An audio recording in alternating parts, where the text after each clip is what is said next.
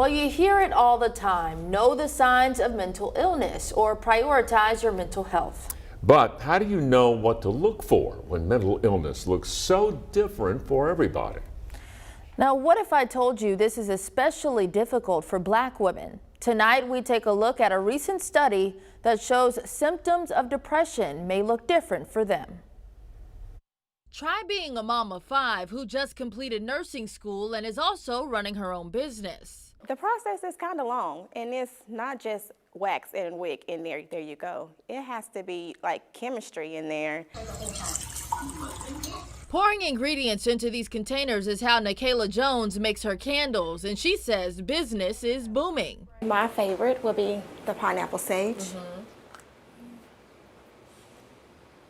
10 out of 10. But what you don't know, starting this candle business and creating something that brought her peace and joy helped bring Jones out of postpartum depression. Excessive crying, distancing myself from the family, wanting to be alone. Jones says at first she didn't even realize her symptoms were a form of mental illness. The lack of sleep, the lack of eating, the lack of concentration, my moods up and down, my excessive crying. And I said I have to do something about this, because it's making me and my family very uncomfortable. Mariah Sumlin, a licensed counselor in Little Rock, says Black women in particular should pay closer attention when things don't feel normal. With depressive symptoms, they can present in all type of ways. You know, high functioning depression is very common amongst not only African American women, but African American adolescents as well. A recent New York University study revealed depression may be flying under the radar with Black women. It analyzed data from 227 Black women with children. Researchers screened them for depression as part of a larger study on high blood pressure. What the study found is that Black women reported symptoms of sleep disturbances, self-criticism, and irritability, not typical depression symptoms like feelings of hopelessness or depressed mood. On the outside, they're doing everything great. Until, you talk to them or they're willing to open up about those experiences, you'll never know. The study also found that Black women with signs of depression also reported having a low sex drive, feelings of self-hate and self-blame, rather than those more common symptoms. But what happens when your depression doesn't look like that? I didn't really know.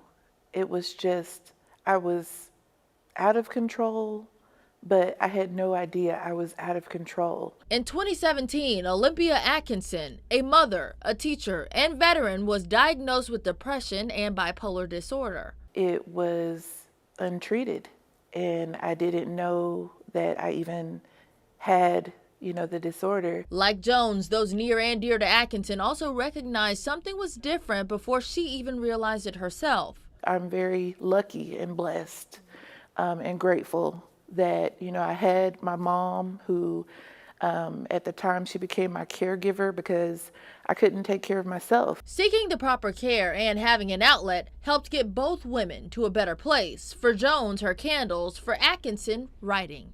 I wrote jokes, I wrote poetry, I wrote music, and it's always been something that I could depend on. Sumlin says another important factor in getting Black women the help they need is increased understanding of the uncommon symptoms they face. One thing we practice in therapy is being able to actually listen to someone and interpret it in the way that they are saying it, and not in the way that you want to hear them say it. And when you do that, you're able to understand that person's experience uniquely for them. Because of this, therapists are urging increased studies specifically focused on Black women to help expand access to care. If you don't know the signs, then you don't know what to look for. And I told my husband prior to going into, especially the 5th child, watch me. Because if you see something off, we need to seek help. It's a message both women are urging others to do, regardless of race or sex, because with help, both are doing much better today. It was hard for me to get back on track, but like I said, I went into treatment, and today I'm doing great. As for Jones, her focus is on her family and her candle business. It gives me a way, not thinking about anything but candles, and I can just be free and do myself. Her way of bringing light to others after going through her dark time. Now, there are many health professionals and even community leaders working to make sure all women have the resources they need when it comes to mental health. This past weekend, Highland Ministries in Pine Bluff held a women's conference focused on this issue.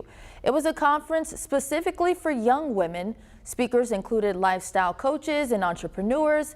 I even spoke at the conference representing THV11 and sharing the statistics I learned from researching mental health over the past few weeks.